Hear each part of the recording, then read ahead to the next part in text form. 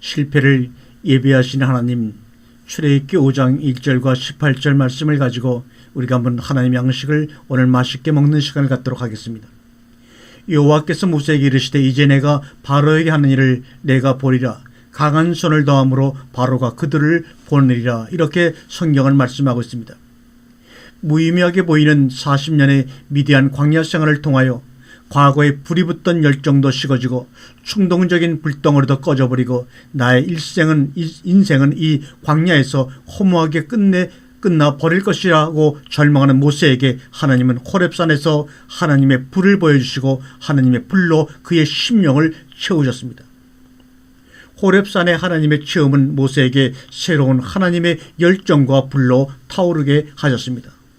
모세가 다시 쫓겨났던 애굽으로 향할 때 그의 심령은 활활 타오르는 횃불이었습니다. 하나님께서 그를 보내셨으니 반드시 하나님의 기적이 나타나 저 고통당하는 자, 자기 백성을 반드시 애굽의 바로의 손에서 구원할 것이라는 확신이 그의 속에 있었습니다. 그러나 애굽에서 하나님의 말씀을 선포했을 때 모세가 찾은 것은 하나님의 기적이 아니라 바로의 강박함과 이스라엘 백성들의 무사 안일주의와 폭력과 원망과 실패였습니다.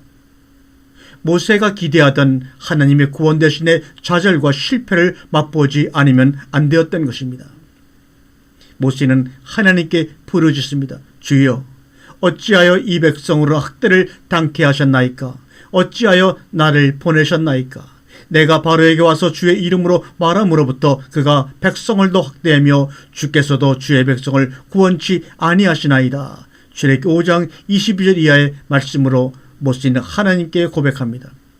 미디안 광야에서 하나님의 명을 받들고 애굽으로 들어오면서 모세가 기대하던 모든 기대가 무너지고 모세가 자기 백성을 위해 세운 원대한 계획도 무너지고 모세의 이름은 능력 있는 이름으로 원망의 대상이 되어버리고 하나님은 계속 침묵만 지키실 때 그 모세의 심정을 한번 여러분 상상해 보시기를 바랍니다.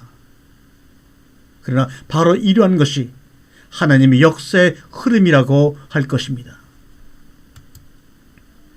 모세에게는 아직도 자기의 계획이 있었고 아직도 자기의 기대가 있었고 아직도 자기 이상이 남아 있었습니다. 그의 심령 속에는 오직 승리와 기적과 하나님의 능력만이 남아 있었습니다. 그러나 이것은 아직도 모세 속에 모세가 그대로 있었다는 것을 의미하는 것입니다. 진정으로 위대한 지도자 모세가 되기 위해서는 모세 속에 있는 모세가 죽어야 하고 그 속에 오직 하나님으로 가득 채워져야만 하는 것입니다. 하나님 먼저 모세의 계획과 기대와 이상 등을 완전히 무너뜨리고 하늘의 미랄의 죽음같이 완전히 모세의 자아를 죽여야만 했습니다. 그러므로 모세는 먼저 좌절해야 할 운명의 사람이었습니다. 그리고 모세는 하나님의 승리뿐만 아니라 실패와 패배와 고난과 죽음까지도 받아들이는 사람이 되어야만 했습니다. 그러므로 하나님의 실패를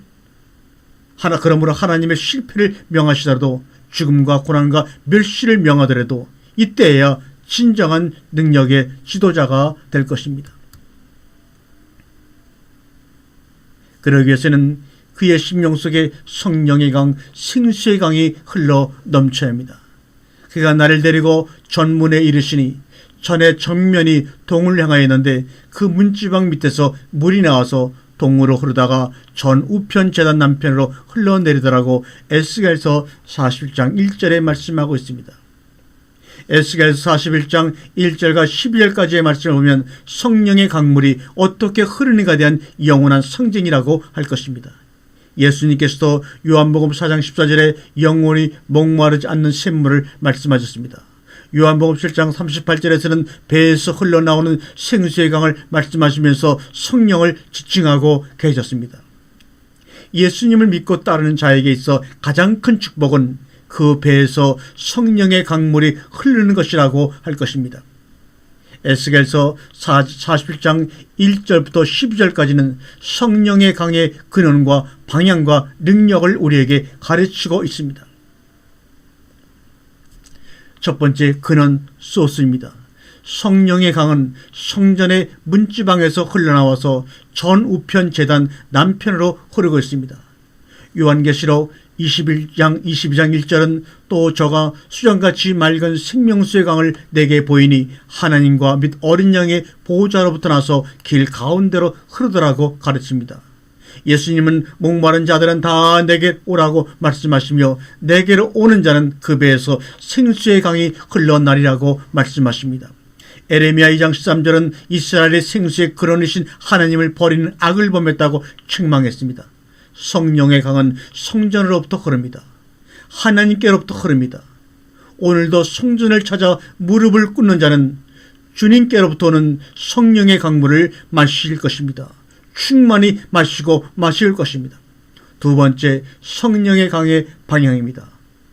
에스겔 40장 8절은 물이 동방으로 향하여 아라바로 내려가서 바다에 이르니 하고 말씀하고 계십니다.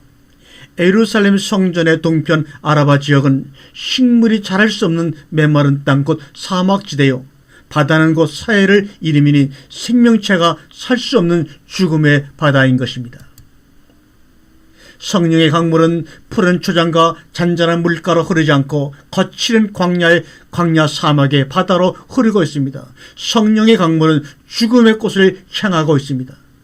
건강한 자에게는 의원이 필요 없듯이 의인에게는 용서가 공허한 단어이듯이 생명을 일으키는 성령의 강은 아름다운 들판으로 흐르지 않고 죽음의 땅, 죽음의 바다로 흐르며 땅을 소생시키고 바다를 생명의 바다로 바꾸고 있습니다. 저 성령의 강은 나같이 죽음의 땅, 죄악의 땅에 서 있는 자가 있는 곳을 찾아 흐르고 있습니다. 그러므로 우리는 감사할 수밖에 없는 것입니다. 세 번째로 성령의 능력은 무엇이냐? 그 물은 일천척을 측량할 때마다 점점 많아져서 발목을 적시는 물에서 헤엄쳐야 나오는 강물로 불어나고 있습니다.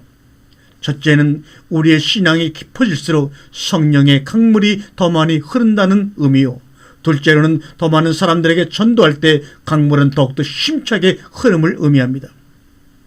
내적인 신앙의 성장과 외적인 전도의 성장은 성령의 더 큰 역사를 우리에게 맛보아 알게 할 것입니다. 아멘.